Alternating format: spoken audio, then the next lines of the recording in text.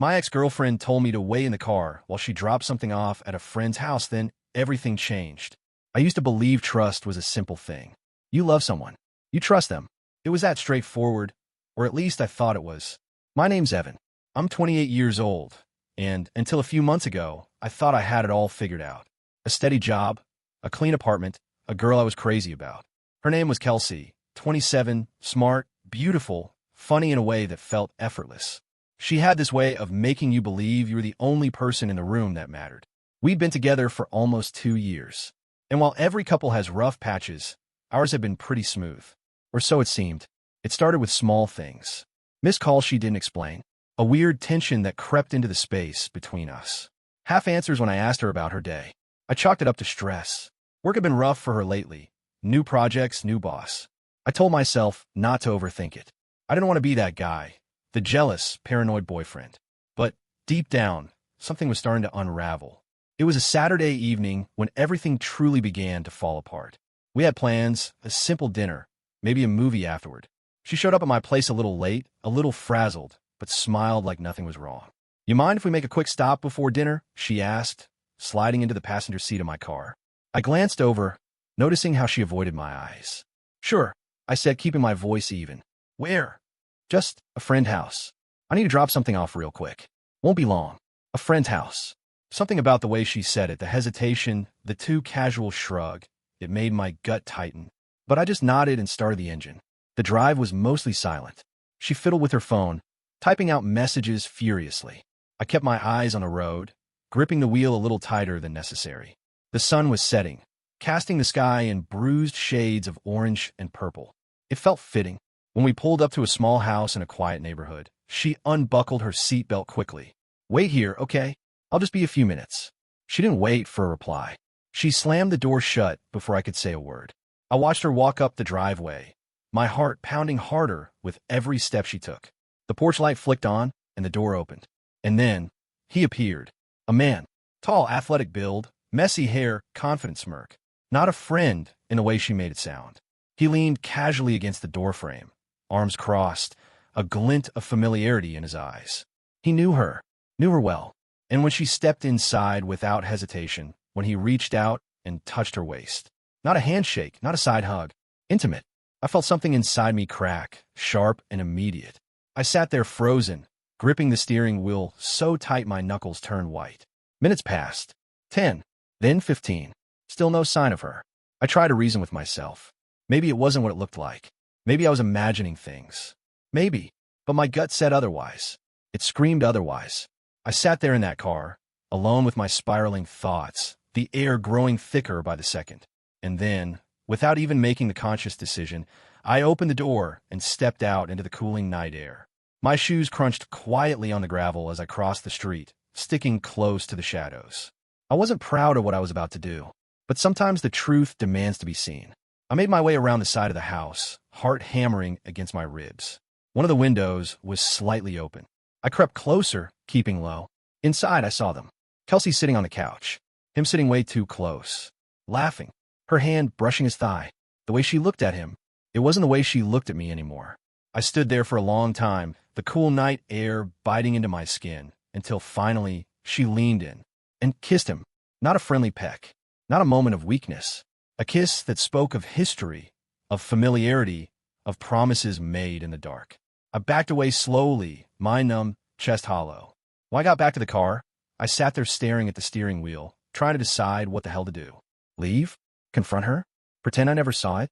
The door opened suddenly, and she slid into the seat beside me, cheeks flushed, hair slightly mussed. "Sorry about that," she said, not meeting my eyes. Took longer than I thought. I forced my voice to stay steady. "Who's your friend?" She smiled, forced, brittle. "Just a guy I used to know from college." "Used to?" I asked, my voice deceptively calm. "Yeah," she said quickly, brushing it off. "Nothing serious. Can we just go eat? I'm starving." I stared at her for a long moment, wondering how she could lie so easily. How her lips could taste like another man and still form the words she thought would save her. But I smiled, nodded, started the car, because right then I made a decision. I wasn't going to blow up. I wasn't going to scream or accuse. No, I was going to wait. Watch. Collect every lie she fed me and stack them like ammunition. Because if Kelsey thought she could play me for a fool, she had no idea what kind of storm she just unleashed. And I wasn't going to just walk away. I was going to make her regret it.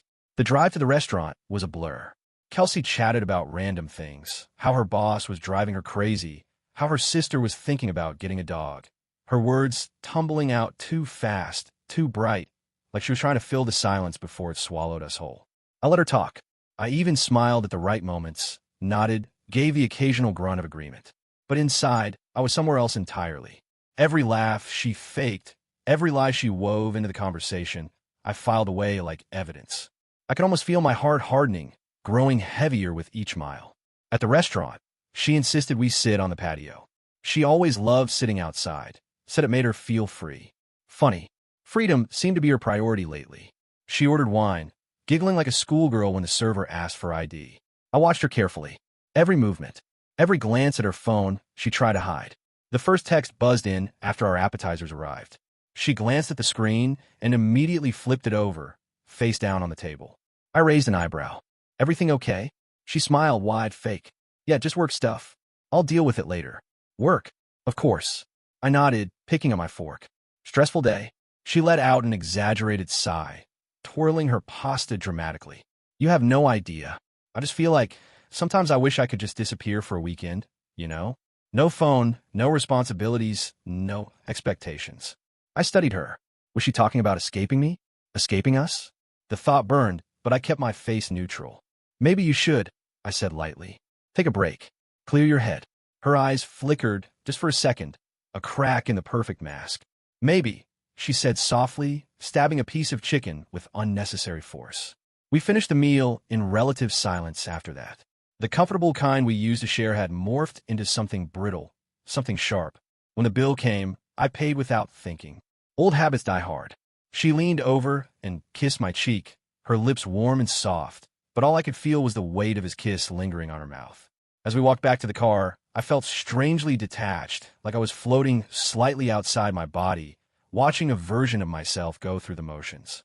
She slid into the passenger seat, humming some song under her breath. I sat there for a moment, keys in my hand, staring out at the dark parking lot. You sure you're okay? She asked, concern threading through her voice. Too perfect, too rehearsed. I'm good, I said, forcing a small smile. And the truth was, I was better than good. I had clarity now. I wasn't second-guessing anymore.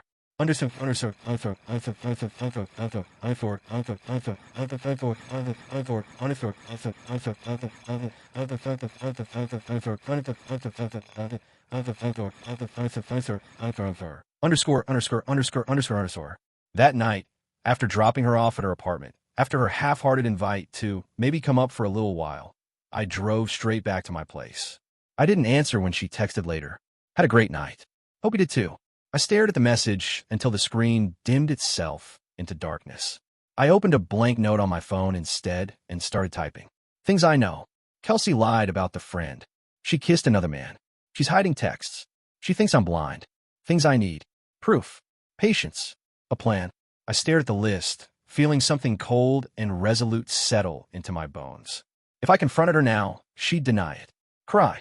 Blame me for being insecure. Maybe even flip the entire thing back on me. No, not yet. I needed her to trap herself, to hang herself with her own rope. And that meant playing the role she expected me to play, the fool in love. I could do that. I would do that. Over the next week, I perfected the act. Good morning texts, random phone calls just to say I missed her, little gifts, her favorite coffee, flowers for no reason. She soaked it all up, smiling wider, laughing more easily. But if she thought I was falling deeper, she was wrong.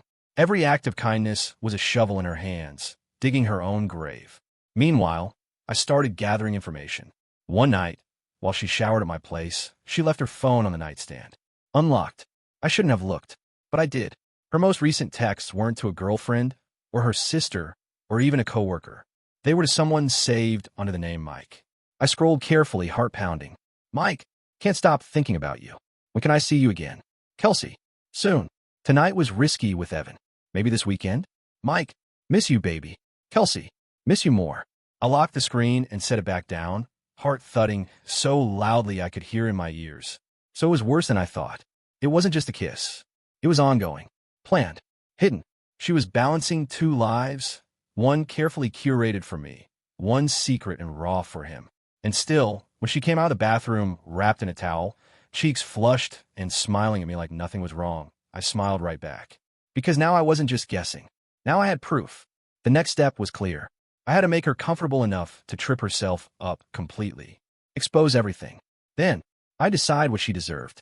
Not a dramatic confrontation. Not a screaming match. No. I wanted her to realize, slowly, painfully, that she had lost everything. And she would never even see it coming. I spent the next few days perfecting my performance. Every good morning text, every "I love you" slipped casually into conversation, every planned date night. It was all part of the setup. Kelsey glowed under the attention, oblivious. She didn't suspect a thing. Meanwhile, I started building my case. I went online and ordered a small, discreet voice recorder. Overnight shipping. No questions asked. It arrived the next morning, barely bigger than a thumb drive. I tested it twice before sliding it into the inner pocket of my jacket. When I picked her up for dinner that night, she leaned over and kissed me like she meant it. Maybe a part of her believed she did. Maybe she liked the idea of loving me, in theory. But the reality was spelled out plainly in every hidden text and every secret meeting. As we drove to her favorite sushi spot, she scrolled mindlessly through her phone, laughing at some video she didn't bother to show me. "Who you texting?" I asked casually, glancing over. She locked her screen immediately, flashing a too sweet smile. "Just Taylor. She's being dramatic about some guy she's dating." "Taylor?" "Sure." I nodded, making a mental note. Add Taylor to the list of potential alibis. At dinner, I let her talk.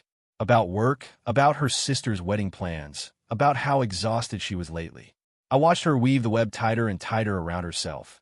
Every casual lie another thread pulling taut. When she excused herself to the restroom, I reached into my jacket and switched the recorder on, letting it capture everything. Not that I expected a confession. Not yet. But you never knew. Sometimes guilt had a way of bleeding through in the small moments, in the throwaway comments. When she returned, she was a little flushed, a little breathless. "Bathroom line," she said, sitting down too quickly. "Crazy." I smiled and poured her more wine. "Everything okay?" I asked, voice low, almost concerned. She nodded too fast. "Of course. Why wouldn't it be?" I shrugged, leaning back. "Just checking."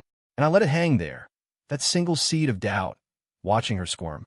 We got home late that Sunday night. Kelsey was sleepy, drunk on sunshine and wine and the illusion that everything was still under her control. She kissed me goodnight and fell asleep the second her head hit the pillow.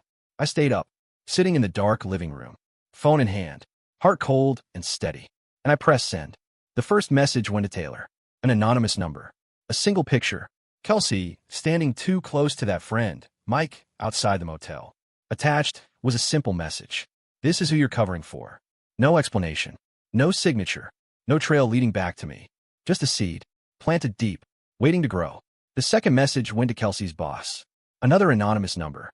A heavily edited clip, carefully cut to show Kelsey at Mike's place during work hours, with timestamps impossible to ignore.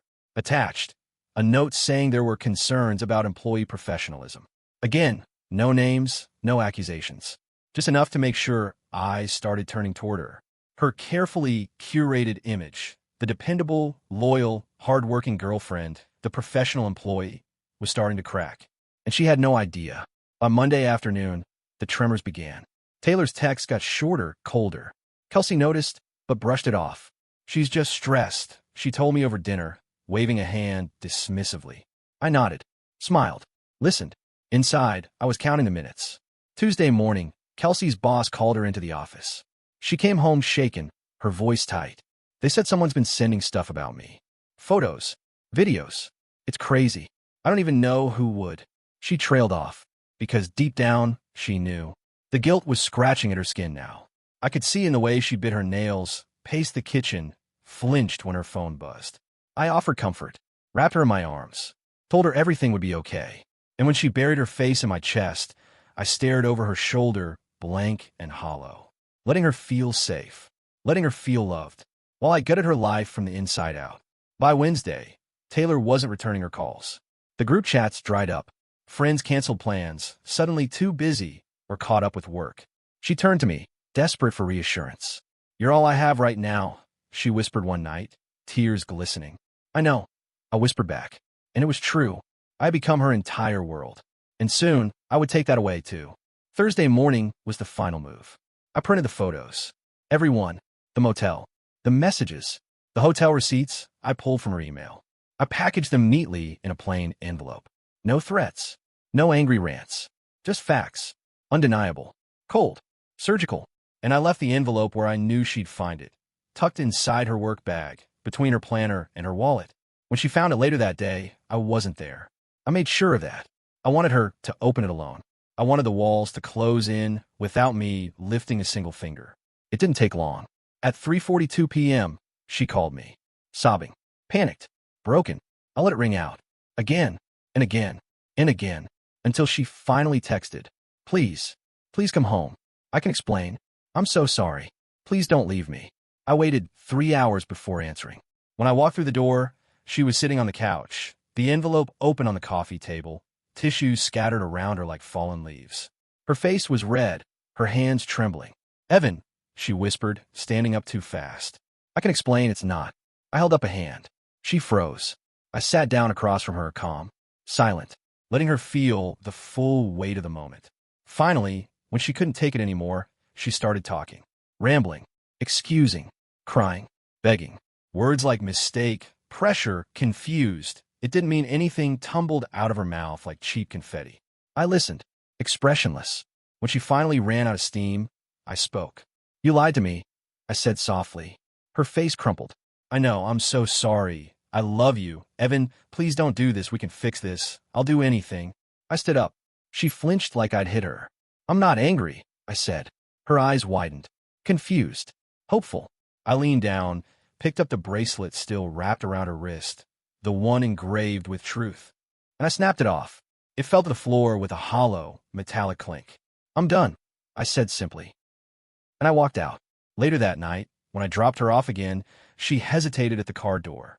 You want to come up? She asked, voice soft. There was something almost desperate in the way she said it, like she needed to anchor herself to me, to the lies she was trying so hard to maintain. I shook my head gently. Not tonight. I got an early meeting. She bit her lip, disappointed, but not pushing. Okay, she said, leaning in for a kiss. I let her, even though the taste of her betrayal was starting to suffocate me.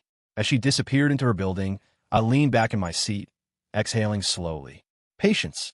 It would all unravel soon enough. That weekend, I followed her. I didn't plan to, but when she canceled our Saturday plans with some vague excuse about helping Taylor move, something in my gut told me not to let it go. So I drove to her apartment and parked half a block down, low in my seat, engine off. Hours passed. I watched the front door, sipped coffee, scrolled mindlessly through my phone. Around 4 p.m., she emerged, dressed casually, jeans, hoodie, sunglasses. She looked like she was trying too hard not to be noticed. I followed at a distance, heart hammering a slow, deliberate rhythm against my ribs. She drove across town, not toward Taylor's neighborhood, but toward a part of the city I didn't recognize. She pulled into the parking lot of a small, run-down apartment complex. And there he was, Mike, leaning casually against his car, arms crossed, a cocky grin spreading across his face the second he saw her. She practically skipped toward him, throwing herself into his arms. They kissed like people who thought they were safe, like people who didn't care who saw. I stayed in my car, fingers clenching the steering wheel so hard it hurt. Every instinct in me screamed to get out, to walk right up to them, to demand an explanation she couldn't give. But I didn't move. I watched. I memorized. When they finally pulled apart, laughing about something only they understood, she climbed into his car, and they drove away together. I followed, at a safe distance, long enough to watch them disappear into a small motel off the highway, slipping into room 214 without a second glance back. I sat there for a long time after that. The sun dipped lower in the sky, bleeding orange and pink across the horizon. It should have hurt more. It should have broken something inside me. But it didn't, because I was already gone. Because somewhere between the lies and the secret kisses, I had stopped loving her. And now I was just a man finishing what he started. I opened my notes app again and started a new list. New plan. Collect more evidence. Set the perfect stage. Watch her destroy herself. And when it was all over, when the truth was undeniable and the mask was shattered beyond repair, I would walk away without a single word. Because sometimes silence is the loudest goodbye of all. The next morning, I woke up with a clarity I hadn't felt in weeks. No second guessing. No, maybe I'm wrong. No desperate need for explanations. Kelsey had made her choices. Now it was my turn. I spent Sunday laying the groundwork. First, I backed up everything. The voice recordings, the photos, the motel footage I quietly pulled from a public-facing security camera across the street. I stored copies in hidden drives, emails, cloud accounts she didn't know existed. This wasn't about revenge. It was about preservation. About making sure, when the house of cards collapsed, she wouldn't be able to twist the story. By Monday, I was ready. Kels, I texted mid-morning, thinking of taking a weekend trip. Just you and me. Get away from everything. You in? The response came almost instantly. Heart emojis. Exclamation points. Of course. That sounds amazing. I stared at the screen for a long time before responding.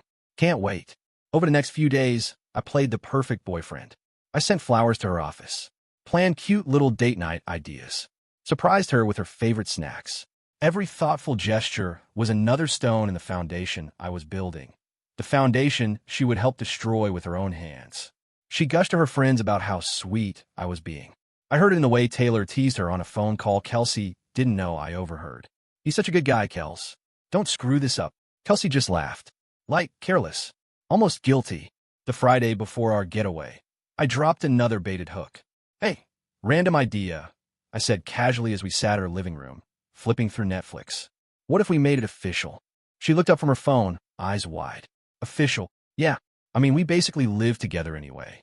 Why not just, start talking about moving in? Really make this work. For half a second, half a heartbeat, guilt flashed across her face. Then she smiled. Soft, warm, dangerous. I'd love that, she said, leaning her head against my shoulder. I kissed her hair, feeling the lies stick like tar to my skin. Saturday morning, we packed up her car. Just an overnight bag, a few snacks, some road trip playlists she curated. She was in the passenger seat, barefoot, singing off-key, laughing when I made fun of her. It would have been perfect if it had been real. We hit the highway, windows down, sun on our faces. About an hour in, I suggested a stop. There's this little scenic overlook coming up. Great for photos. She loved the idea. Of course she did. Always the perfect Instagram life. I pulled off the highway and wound up a narrow road to a quiet lookout point. Cliffs on one side, endless ocean on the other. No other cars. No one around. She jumped out, stretching in the sunlight, spinning in a lazy circle. It's beautiful, she said. I smiled. Yeah, it really is. I grabbed the picnic basket from the trunk, packed with her favorite snacks, and the small box I had hidden beneath it. We set up a blanket, opened the food, sipped wine. Everything slow, easy, like normal. When the moment felt right, I reached for the small box. Her eyes widened. Evan, I smiled, shaking my head. Not what you think. She laughed, half embarrassed, half relieved. I opened the box to reveal a simple silver bracelet. Elegant, understated. Her style. Inside the band, one word was engraved. Truth. She laughed again, a little nervously, as I clasped it around her wrist. It's beautiful, she said, running her fingers over the word. Thank you. I kissed her forehead. No secrets, right? She nodded too quickly. Right. No secrets. We sat there a little longer, letting the sun sink lower. And then, casually like it meant nothing, I pulled out my phone. Hey, I want to take a cute pic of you. Stand by the edge there. She laughed and obliged, posing by the low fence. I snapped a few photos. Then I set the phone to video mode, walked over, and wrapped my arm around her waist. What are you thinking about right now? I asked softly. She smiled up at me. How lucky I am, she said, voice sweet. And I caught it. The tiniest tremor, the slightest flicker of guilt in her eyes. Perfect. Later, as we packed up to leave, I handed her the phone. Here, I said, send yourself the photos. You'll love them. She took it gladly, scrolling through, laughing. She never noticed the background apps running quietly, syncing every photo, every text, every location pinged straight to my hidden drive. She handed the phone back with a kiss. Best weekend ever, she said. I smiled. And for the first time in weeks, it wasn't forced. Because I knew, without a shadow of a doubt, that by the time we got home, her perfect little world would start crumbling from the inside out. And all I had to do was watch. I didn't look back when I closed the door behind me. Not once. The night was cool, crisp, the kind that bites at your skin but clears your head. I walked to my car, every step lighter than the last, like I was shedding years of weight I hadn't even realized I was carrying. When I slid into the driver's seat, I sat there for a moment, breathing, feeling. allowing the silence to fill the space she used to occupy. The phone lit up again. Another text. Evan, please. Please. We can fix this. I love you. I need you. Then another. And another. Each one a little more desperate, a little more frantic. I watched them come in. Unread. Unanswered. I wasn't angry. I wasn't heartbroken. Not anymore. What I felt was something harder to describe. A quiet, heavy peace. Not happiness. Not yet. But something close enough to it. Maybe the beginning of it. I drove. Nowhere specific at first. Just away. The city lights blurred into rivers of gold and red in the rearview mirror. I passed the diner where we had our first date. The little bookstore where she once dragged me in for hours. The park bench where she first told me she loved me. None of it hurt anymore. It was like watching someone else's memories play on a broken projector. Flickering, distant, meaningless. Eventually, I pulled into a small overlook on the edge of town. From there, you could see everything. The sprawl of the city glowing under the night sky, tiny and insignificant. I got out of the car and leaned against the hood, hands shoved deep into my jacket pockets. The wind tugged at my sleeves. Above me, the stars burned cold and endless. I thought about everything that had happened.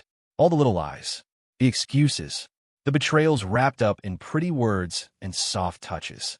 I realized how easy it had been to lose myself in her, to mistake manipulation for love, attention for loyalty. And I realized how dangerously close I'd come staying, to settling for less, to living a life of constant doubt and half-truths. Kelsey would survive this. People like her always found a way. Maybe she'd spin a story. Maybe she'd find someone else to fool. It didn't matter anymore. Her path was no longer tangled with mine. I had cut every last thread. The wind howled through the trees behind me. It felt like it was carrying something away, the last scraps of anger, the final whispers of what could have been. I stood there until my fingers went numb, until my mind finally stopped replaying everything, until it was just me, just the night, just the silence. I drove home to my apartment, the one I had moved into months before when things had first started to feel off. A backup plan, a quiet exit. Maybe some part of me had always known this day would come. I unlocked the door, stepped inside. Clean, sparse, peaceful. No tangled jewelry on the counters. No unfamiliar clothes shoved into the back of drawers. No lipstick-stained wine glasses in the sink. Just me. My space. My life. Finally truly mine. I tossed my keys onto the table and stared out the window. Somewhere out there, Kelsey was crying into a phone that would never get answered. Begging for forgiveness that would never come. Reaching out for a future that had already ended. I didn't hate her. I didn't even pity her. I simply didn't care anymore. And that was the most powerful thing of all. I turned off my phone. I poured a drink. I sat down. And for the first time in what felt like forever, I exhaled. Not in sadness. Not in anger. In freedom. In peace. And it was heavier and better and more real than anything she had ever offered me.